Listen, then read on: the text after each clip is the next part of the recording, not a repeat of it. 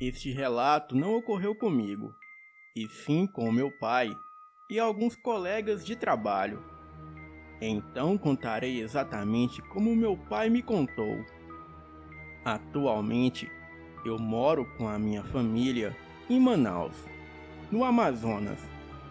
Mas na época deste acontecido, eu ainda não era nascido. E os meus pais já namoravam e moravam na cidade de Japurá, um fim de mundo perdido pelo Amazonas. O ano era 1998 e o meu pai trabalhava como vigilante em uma fábrica abandonada no meio da mata, que consistia em algumas vezes, junto com mais 2 vigilantes, fazer rondas noturnas, pois era uma fábrica que lidava com coisas ilícitas.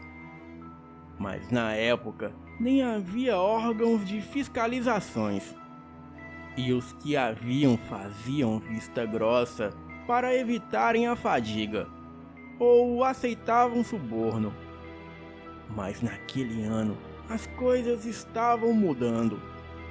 Então a empresa teve que ser fechada às pressas e, portanto, necessitava de constante vigilância.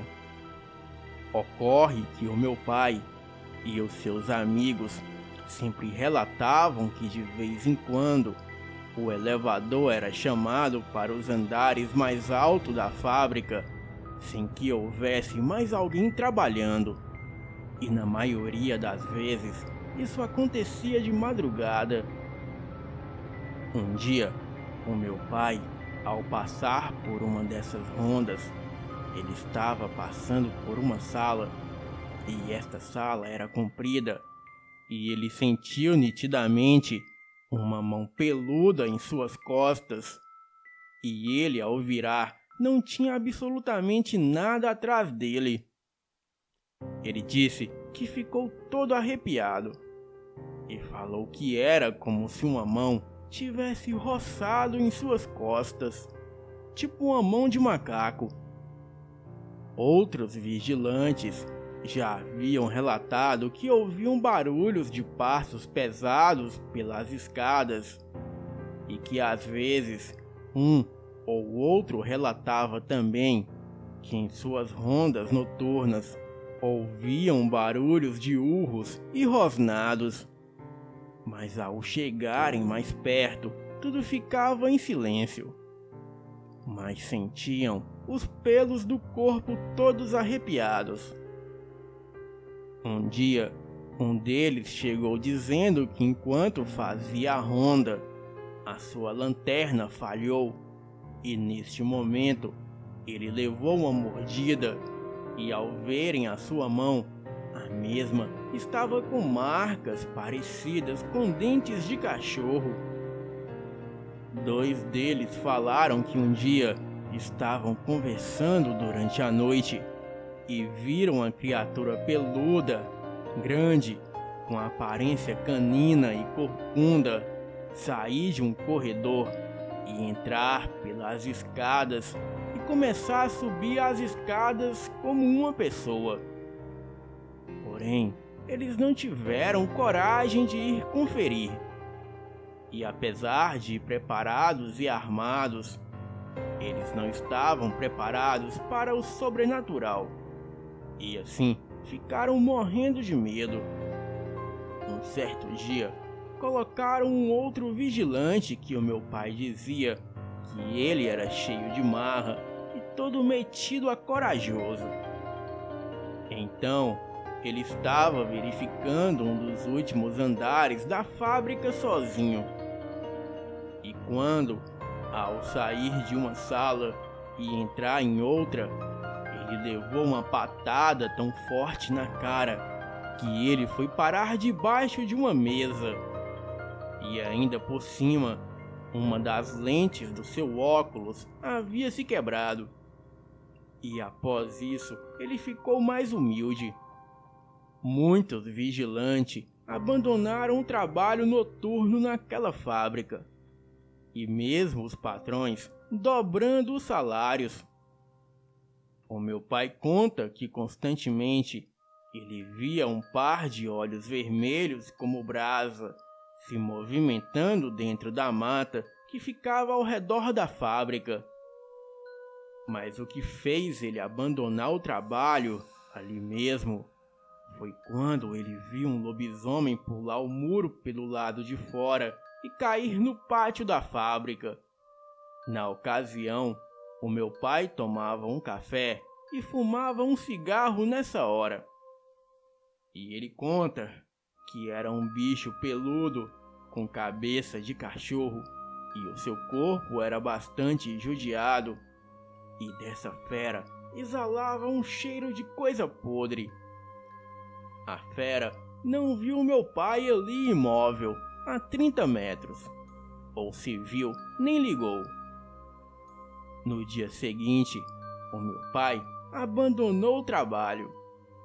E 2 dias depois, os federais invadiram a fábrica e levaram todos presos. Inclusive os vigilantes que foram pegos em flagrante. Boa noite.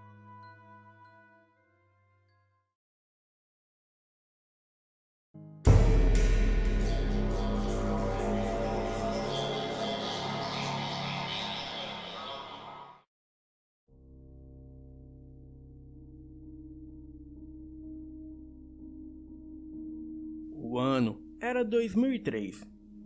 Eu e o meu marido, Henrique, morávamos em São Paulo, sendo que ele trabalhava com sistemas de informática e eu com recursos humanos em uma grande empresa multinacional. Nós havíamos nos casado fazia 5 anos e não tínhamos filhos por opção nossa. E sempre viajávamos nos feriados e nas férias. E tínhamos uma vida gostosa e muito confortável. Nossa renda nos permitia fazer certas extravagâncias, como sempre trocar de carro, ter uma boa casa e fazer ótimas viagens. O meu marido gostava muito de aventuras radicais e de motociclismo, e por isso ele tinha o seu carro e uma moto Honda 900 cilindradas, que ele adorava. E às vezes nós viajávamos de moto para algum lugar no interior, só para, como dizia ele, curtir a estrada. Bem, devido às exigências da minha empresa, em alguns fins de semana, eu tinha que trabalhar para resolver alguns problemas pendentes que sobraram da semana. E quando isso acontecia, o Henrique, para não ficar em casa sem fazer nada, ele pegava a moto e ia para alguma cidadezinha no interior e voltava só à noite. Eu ficava preocupada, mas já havia me acostumado com o seu gosto. E podia fazer o quê? A não ser aceitar o seu passatempo. Eu e o Henrique tínhamos um costume e uma tradição um com o outro. E sempre durante o dia nos falávamos muito pelo celular. Um perguntando ao outro como estavam as coisas, e comentando e perguntando onde estávamos naquele momento. E quando eu chegava ao trabalho, eu ligava para o Henrique, para dizer que havia acabado de chegar.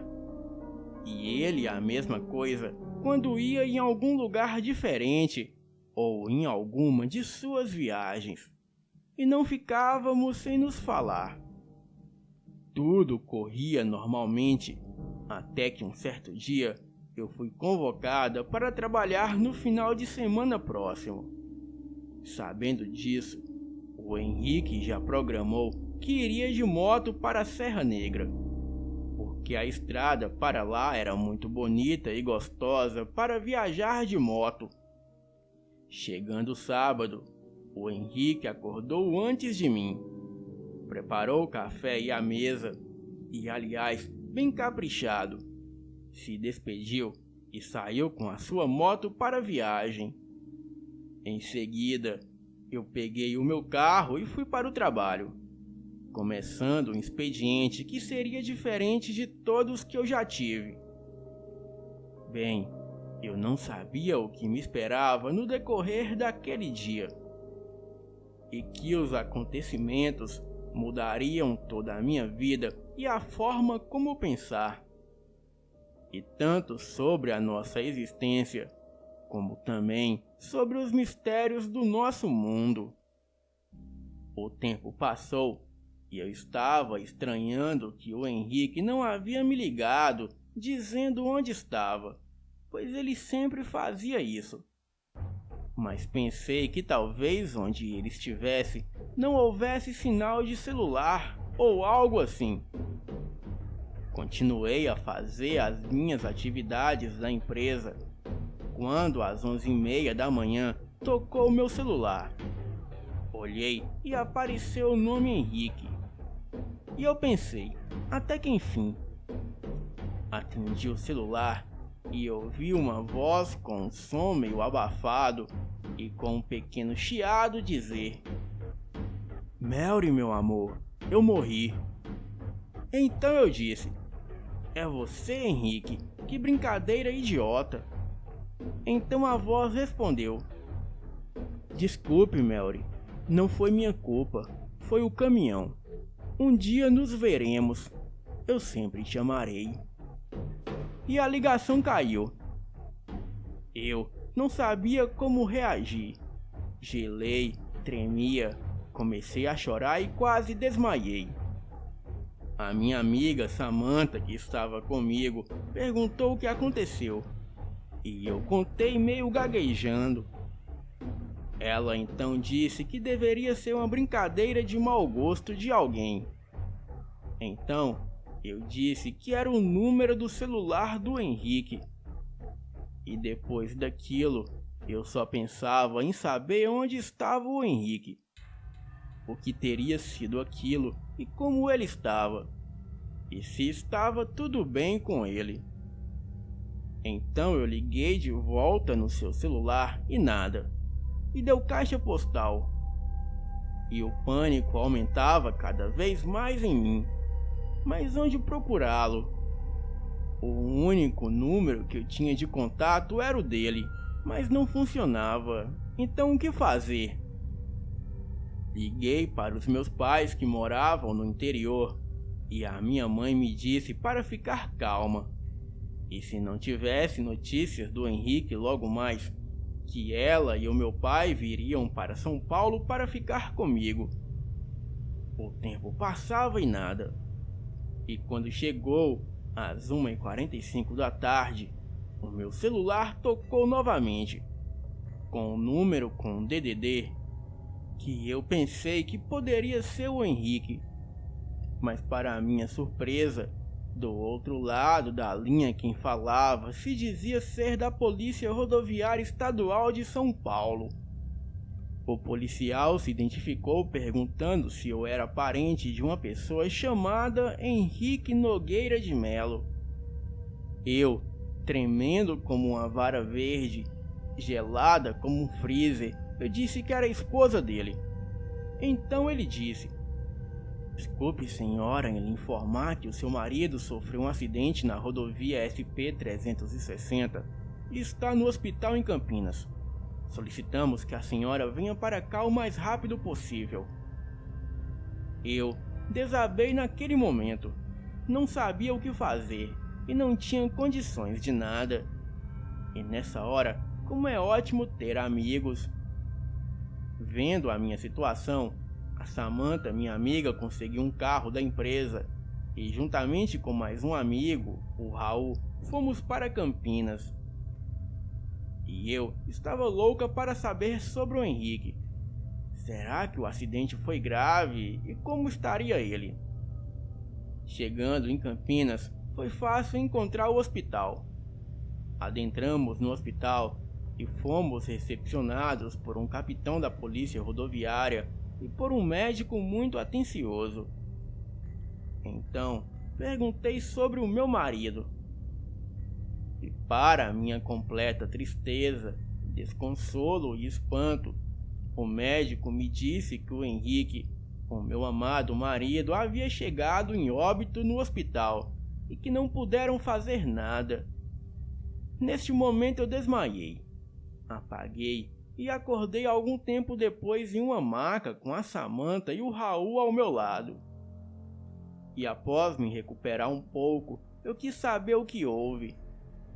Então, o policial me contou que o meu marido Henrique estava com a sua moto na rodovia SP-360, quando em uma curva ele colidiu violentamente com um caminhão que estava ultrapassando um outro caminhão na pista contrária.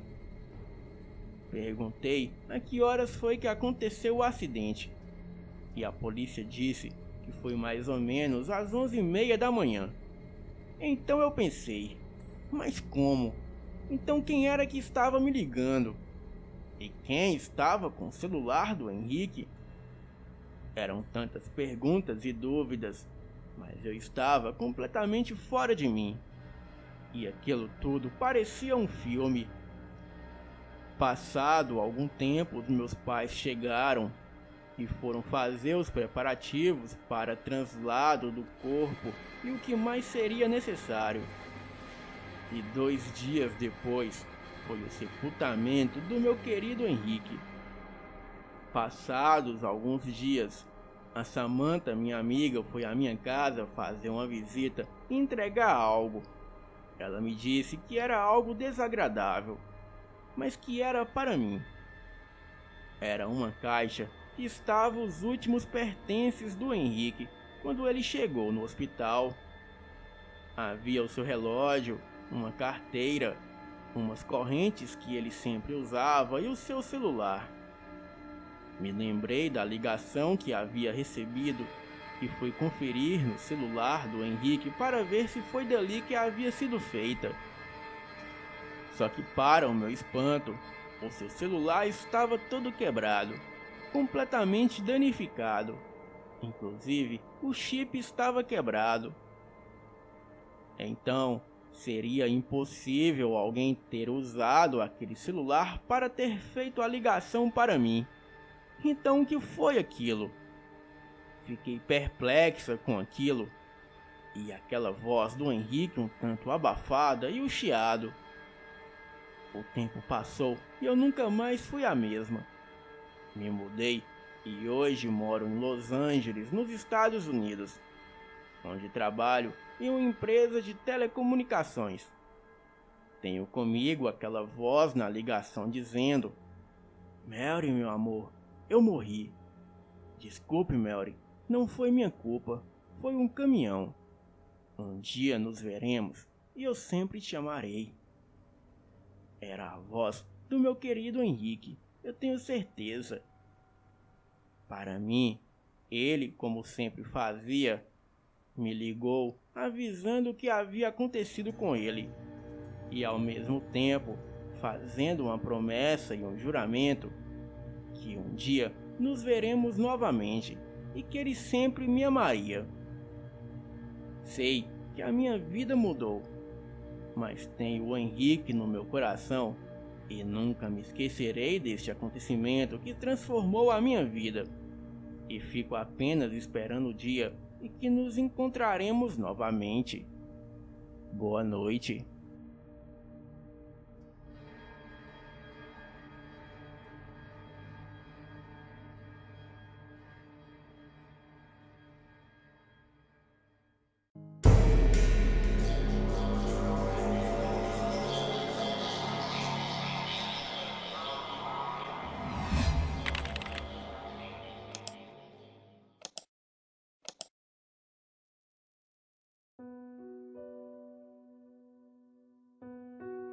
Boa noite a todos do canal. Eu me chamo Moacir e contarei aqui alguns relatos sobrenaturais que ocorreram comigo e conhecidos. Bem, Eu ouvi um relato no seu canal sobre a pedra que comia gente e fiquei muito impressionado, pois isso eu dou certeza que é real. E tem uma lenda local sobre este fato no interior de Pernambuco. E uma situação muito similar ocorreu comigo e com conhecidos. E eu contarei aqui com o máximo de detalhes.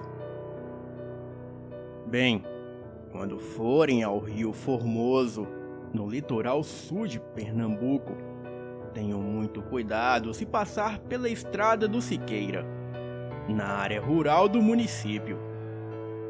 É que numa das margens da via sem calçamento, há uma grande pedra negra de aproximadamente 3 metros de altura, com um rosto humano esculpido pela natureza.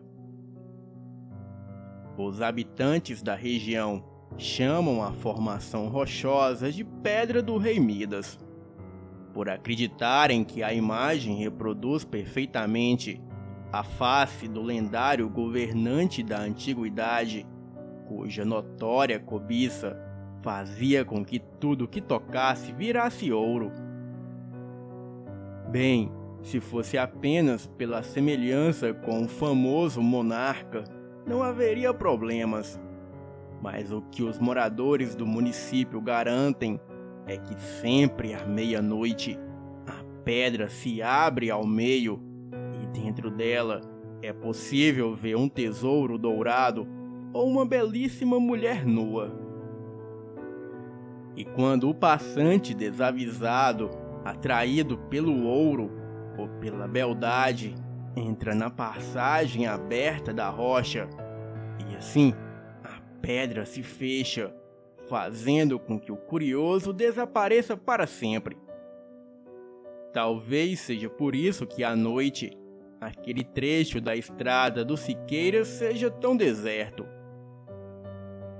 Ou será que você duvida e se arriscaria a passar por lá numa noite dessas?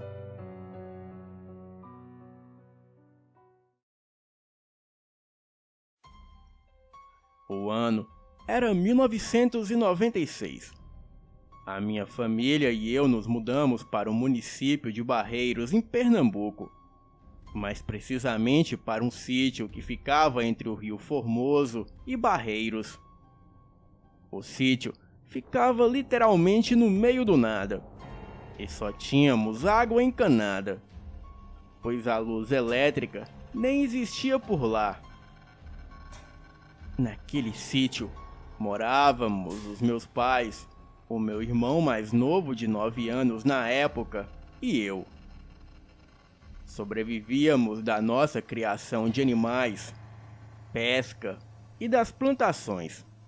E tirando todo o sobrenatural que acontecia por aquelas bandas, o lugar era legal de se viver. E por quase 25 anos, eu pensei que o que aconteceu comigo, eu achei que era sonho, ou alguma coisa que eu imaginei ter visto. Mas como não foi somente eu que presenciei tais fenômenos, eu tenho certeza que tudo foi real. Numa noite, quando eu tinha 16 anos, eu tinha ido dormir bem tarde, porque o meu pai demorou voltar para casa, e eu tive que ficar acordado para abrir a porta assim que ele chegasse. E assim que ele chegou, eu fui dormir, e por volta das 2 da manhã, eu fui acordado com alguém me cutucando o ombro. Eu podia sentir a mão batendo rápido e gentilmente no meu ombro. E lembro de ter visto o braço e a mão se afastarem de mim quando eu abri os olhos. O quarto estava escuro, mas tinha a luz da lua o suficiente vindo da janela para eu conseguir ver que o meu irmão mais novo estava de pé ao lado da cama. Ainda meio grogue, eu perguntei o que ele queria. E foi aí que eu vi que o rosto não era dele. A cabeça tinha um formato de pedra e era meio amarronzada. e o corpo tinha aparência de barro seco. Eu olhei direto para a cara e lembro que os olhos eram 2 buracos negros. E ele não tinha olhos e tinham apenas 2 grandes buracos negros. O corpo era parecido de barro, mas normal. Porém, tinha a mesma cor que a cabeça. E ele parecia estar vestido com uns trapos meio amarronzados. E também tinha cerca de 1 metro de altura. A essa hora, eu já estava berrando feito louco. Eu era um cara bem grandinho. Então, raramente me sinto ameaçado e com medo de algo. Mas naquela noite eu descobri o que era o terror. Então, a coisa jogou a cabeça para trás, escancarou a boca e riu. Porém, nenhum som saiu dela. Mas dava para ver fisicamente que ele estava rindo de mim. Eu sentei na cama, tentei alcançar o fósforo para acender o candeeiro. E sem nunca tirar os olhos daquela coisa. E enquanto eu tentava riscar o fósforo, aquilo continuava rindo. E então começou a andar na direção do pé da minha cama, como se quisesse dar a volta nela. Ele apontou o dedo para mim de novo, jogou a cabeça para trás enquanto gargalhava novamente. E assim que ele alcançou o pé da cama, eu consegui riscar o fósforo. E a coisa simplesmente sumiu quando a luz fraca inundou o quarto. Eu continuei berrando histericamente, até que o meu pai veio correndo ver o que estava acontecendo. Ele falou que eu havia sonhado com tudo. Riu e me falou para me acalmar e ir dormir. Bem, até parece, pois naquela noite eu não consegui dormir novamente. Bem, eu nunca me esqueci daquele rosto da criatura e guardem essa informação. Meses mais tarde, um tio nosso veio morar com a gente no sítio. Ele havia acabado de separar da esposa e resolveu vir esfriar a cabeça no meio do mato. Esse tio passou a me levar em suas pescarias à noite, no rio Una. Íamos por volta de 18 horas e retornávamos às 22. Bem, nós passávamos pela dita estrada do Siqueira, e quando vi a pedra do rei Midas pela primeira vez, algo naquela pedra me chamava muito a atenção, pois a mesma parecia que tinha um rosto esculpido, e olhando melhor, eu pude ver que aquele rosto esculpido pela natureza lembrava muito o rosto do ser que eu vi entrando no meu quarto. Neste momento, o meu coração quase saiu pela garganta. Eu e o meu tio seguimos caminho naquela noite escura, e cada um em seu jumento. E ali, os 2 jumentos empacaram e não quiseram passar de jeito nenhum pela pedra. O meu tio logo me disse que aquilo não era coisa natural. Mas ele conhecia uma reza para o Exu da encruzilhada liberar o caminho, e assim ele fez a tal reza. E não se passou muito tempo, os jumentos se acalmaram e seguimos o nosso caminho em paz. Eu contei para o meu tio toda a história que aconteceu comigo meses atrás, e falei da pedra que tinha uma aparência semelhante com a criatura que entrou em meu quarto. E foi aí que o meu tio me contou uma história muito intrigante. Ele dizia que aquela pedra comia gente, e no passado Muitas pessoas desapareceram em armadilhas criadas pela pedra. E teve um homem que passava por essas estradas à meia-noite com a sua esposa. E foi quando ele viu algo brilhando em cima da pedra. E mesmo seu cavalo relinchando e o alertando que algo de ruim estava ali, o homem ignorou o alerta. Ele deixou a sua esposa o esperando em cima do cavalo e foi até lá ver do que se tratava todo aquele brilho. E quando ele chegou mais perto, ele viu que a pedra estava com muitas moedas de ouro em sua volta. Assim, ele, muito feliz, foi catando tudo e gritando para a esposa que estavam ricos. Porém, algumas moedas estavam entre a pedra, bem no meio, em algumas aberturas. E o homem foi até lá pegar todo o ouro. Porém, num dado momento, a pedra se abriu rapidamente, engolindo o homem e se fechando em seguida. A sua esposa nunca mais o viu, e ninguém nunca mais teve coragem de se aproximar da pedra, depois de ouvir o relato da mulher que agora era viúva. Bem, naquela noite, essa história me assustou muito. Mas no dia seguinte, eu disse para o meu tio que a história era boa sim, mas eu não acreditava. Então, ele disse que na próxima pescaria me provaria que tudo o que ele disse era verdade. E 3 dias depois, voltamos no rio Una para uma nova pescaria. E naquela noite, pegamos muitos peixes.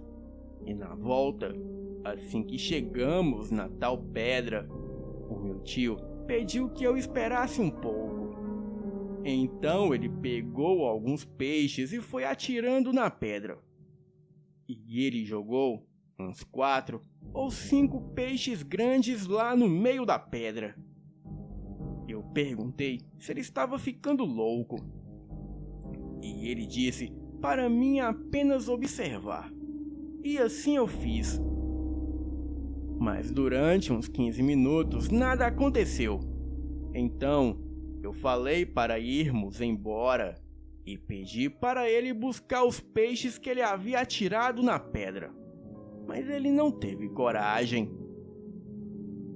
Então eu disse que ia eu mesmo pegar os peixes. Mas o meu tio disse que não era uma boa ideia.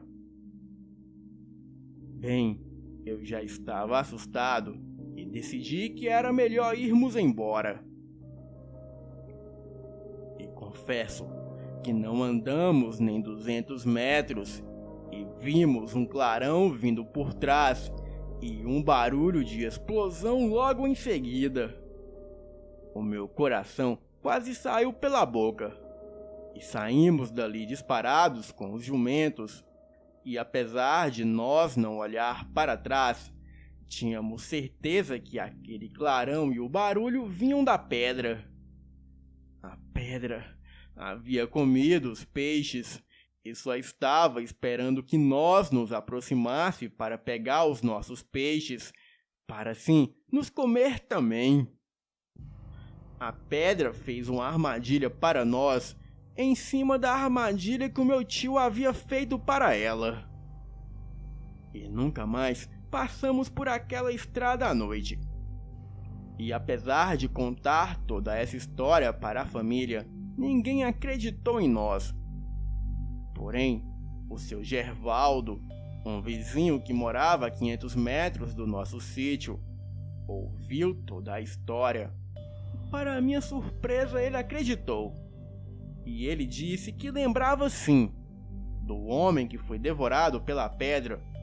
Inclusive o mesmo homem e a sua esposa eram seus amigos. Ele também contou que não só a pedra é assombrada, mas boa parte da estrada do Siqueira também. O seu Gervaldo me contou que quando era moço, e passava por aquela estrada à noite voltando de uma caçada para casa. Uma criatura grande, que parecia um porco do mato que andava feito gente, o perseguiu pela escuridão da lateral da estrada. E aí, o seu Gervaldo abandonou a sua caça no meio da estrada. Daí, ele correu estrada fora e foi quando a criatura se revelou. A fera foi até a caça que o seu Gervaldo havia deixado no chão e, com muita ferocidade, começou a comer aquilo. E daí, o seu Gervaldo teve certeza que aquela criatura era um lobisomem. E a partir daí, em toda a época de Quaresma, um homem desconhecido batia à porta do seu Gervaldo e falava para ele deixar muita carne do lado de fora da casa. Ou então, ele entraria e comeria o seu Gervaldo. E o seu Gervaldo assim fez por toda noite de sexta-feira de Quaresma de cada ano. E o dia que ele não fez, aquela criatura invadiu seu terreiro e devorou seus 3 cães. O seu Gervaldo contou todo o terror que passou e os barulhos que a besta fazia enquanto devorava os seus cães. E depois, aquilo urrou ferozmente tentando invadir a casa, e quando a besta foi embora, uivos terríveis eram ouvidos ao longe. E aquela noite foi a pior de sua vida. Naquele dia, o seu Gervaldo me chamou para tomar um café e me contou várias histórias de terror. E outra que achei bem legal foi a do tacho de ouro assombrado. Perguntei a ele se ele poderia me contar sobre a história do tacho de ouro, a qual ele havia mencionado. E ele me respondeu: "Olha, eu posso sim.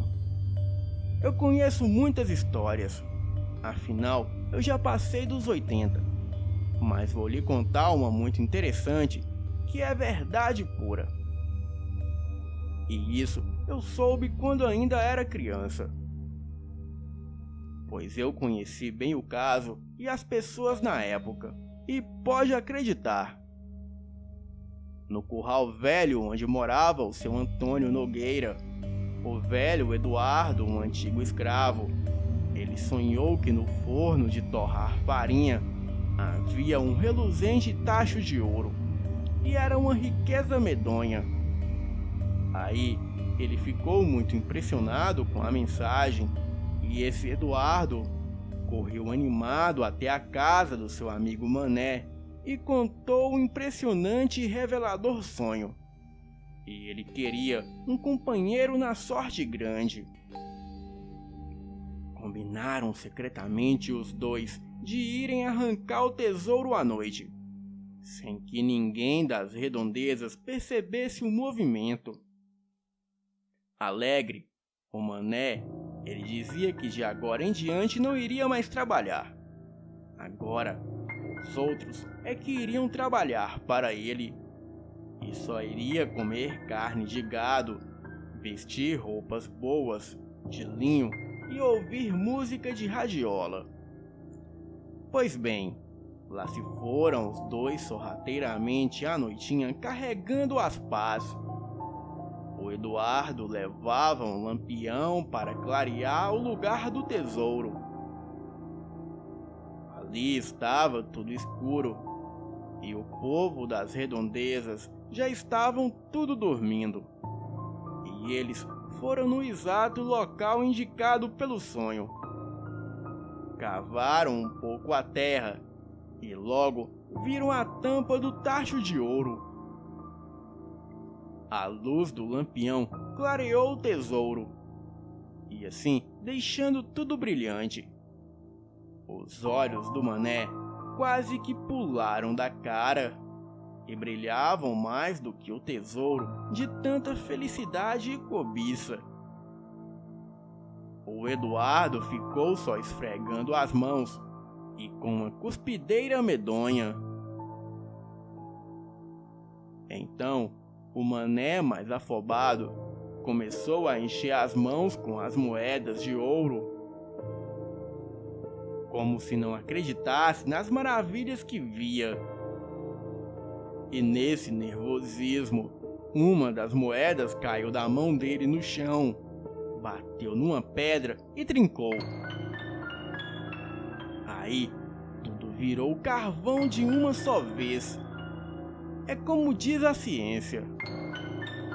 Eles olharam dentro de todo o tacho e agora só havia pedaço de carvão. Tudo virou carvão. De amarelo, tudo ficou preto. Bem, foi uma triste desilusão para os dois. Estavam com tudo nas mãos, todo aquele dinheirão, e agora não tinham mais nada. E estavam mais lisos do que quiabo na goela.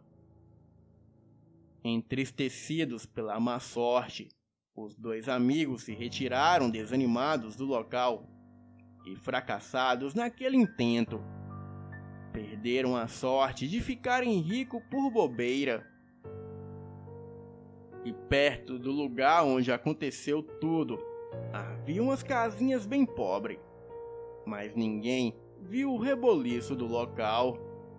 E de manhã, um dos caboclos da casa passou pela casa de farinha e viu a arrumação da terra remexida com a escavação.